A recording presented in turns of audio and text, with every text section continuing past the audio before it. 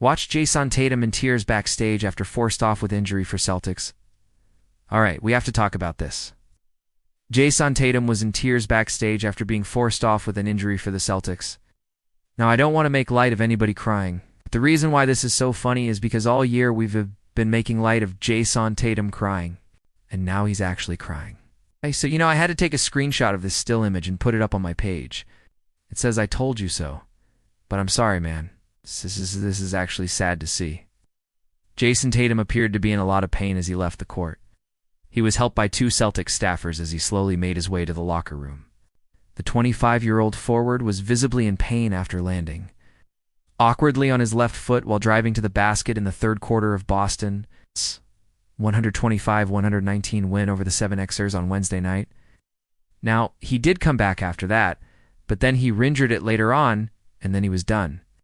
Tatum finished with 31 points, 7 rebounds, and 5 assists in just 29 minutes. So, that's a lot of points per minute, which is why it was so frustrating for him because he didn't really get to play much. I think he only played 29 minutes because they kept pulling him out. They were trying to limit his minutes, but he was like, "No, I'm playing through it." And then eventually he couldn't. You could tell that he was in a lot of pain.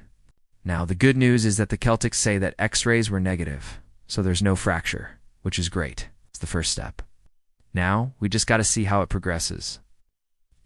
Obviously, the playoffs are right around the corner, so it's not ideal to have your best player, arguably one of the top 3 players in the Eastern Conference, to be dealing with an injury. So they got to be careful with it. Oh. But this is the most unfortunate part. After the game, when he was, backstage crying, they asked him a question. They said, "What was more painful, this loss or the fact that you might have to sit out for an extended period of time?"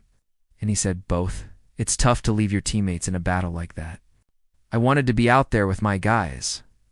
Obviously, the way I went down, it's tough. I tried to be tough and tried to fight through it. My teammates, they held me up. So it's a tough loss." So it sounds like he's more worried about the team than himself. That's great. That's what a true leader does. But Jaylen Brown also had an injury scare. Brown landed awkwardly on his right ankle in the fourth quarter, but he stayed in the game. So those are two things that we're obviously going to be monitoring moving forward.